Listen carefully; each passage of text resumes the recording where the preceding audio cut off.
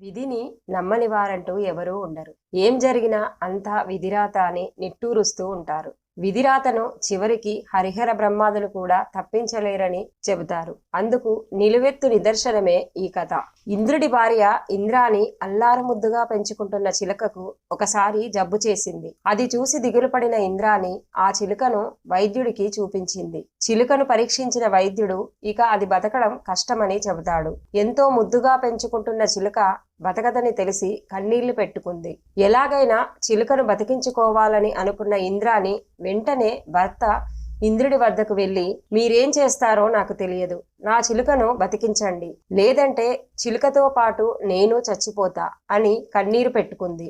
దానికి ఇంద్రుడు, దీనికే ఇంత ఏడవడం ఎందుకు? అందరి తలరాతలు రాసేది బ్రహ్మ కదా, నేను వెళ్ళి ప్రార్థిస్తాను, నువ్వేం దిగులు పడకు అని చెప్పి బ్రహ్మ దగ్గరికి వెళ్తాడు. ఇంద్రుని ద్వారా విషయం తెలుసుకున్న బ్రహ్మ, నేను తలరాతలు మాత్రమే రాస్తాను, దాన్ని అమలు చేసేది మాత్రం మహావిష్ణువు, కాబట్టి మనం విష్ణువు దగ్గరికి వెళ్ళి చిలుకను బతికించమని అడుగుదాం పద అంటూ బయలుదేరారు.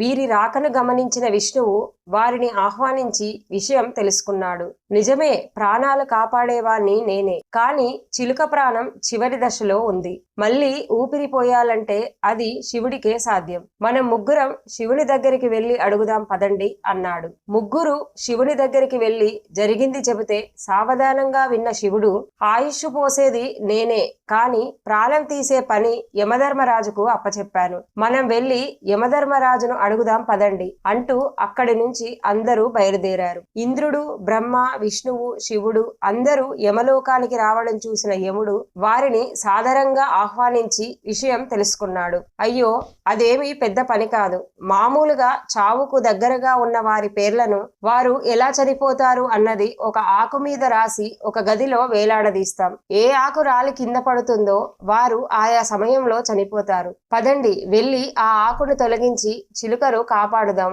అని అన్నాడు యముడు. అందరూ ఆ గదిలోకి వెళ్ళగానే ఒక ఆకు రాలి కింద పడింది. ఆ ఆకు ఎవరిదో, అందులో ఏమి రాసిందో చూద్దామని ఆ ఆకును తీసి చూడగా ఆ ఆకుపై చిలుక మరణానికి కారణం ఇలా రాసి ఉంది. అది చదివి అందరూ నిర్ఘాంతపోయారు. ఇంతకీ దానిపై ఏం రాసి ఉందో తెలుసా? ఎప్పుడైతే ఈ గదిలోకి ఇంద్రుడు, బ్రహ్మ, శివుడు, విష్ణువు, యమధర్మరాజు ఒకేసారి వస్తారో అప్పుడు చిలుక మరణిస్తుంది అని రాసి ఉంది. ఇప్పుడు అర్థమైందా? ఇదే విధి. విధిని ఎవరూ మార్చలేరు. జీవించి ఉన్నప్పుడే ఇతరుల మీద ప్రేమను చూపండి, ద్వేషించకండి.